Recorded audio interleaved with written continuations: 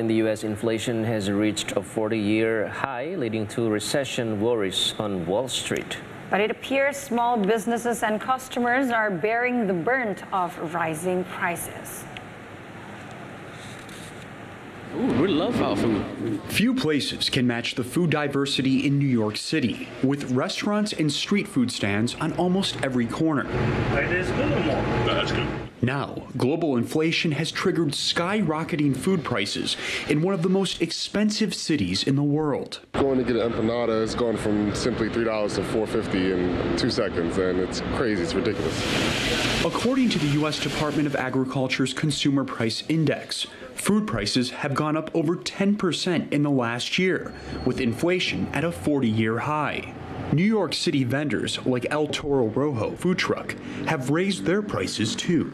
We're quite nervous because we don't want to lose our loyal customers that have been following us for the past 5 years. So we're definitely have to think 3 times before doing it. From last October to June of this year, the owners of El Toro Rojo have raised the price of a burrito by $1.50 to a total of $13.50, and the price may go up even more. Every single product you buy, you consume that's food, has to have arrived on a series of boats, trucks, trains. They don't magically appear in a kitchen. The price of diesel fuel used to transport goods has risen 66% in the last year. This is not a Biden inflation. This is not a Putin inflation. This is really primarily a COVID inflation. Dennis Apreza says his street food business has dropped by 15% overall since the pandemic, while wages, taxes, and prices have increased.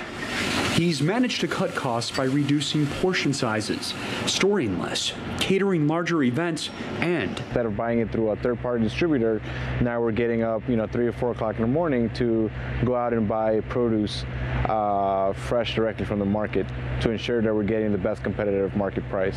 Experts say COVID lockdowns worldwide disrupted supply and demand, and Russia's war in Ukraine contributed to problems affecting businesses like this. Okay.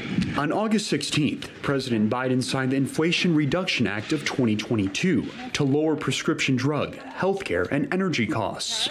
But a University of Pennsylvania study says it will reduce annual inflation by just 0.1% in about 5 years. We're likely to just have to tough our way through this for the next year or two until prices start to stabilize. Some experts suggest as prices rise at more expensive sit-down restaurants, vendors like El Toro Rojo may benefit as customers opt for fast casual fare, a change street food vendors invite.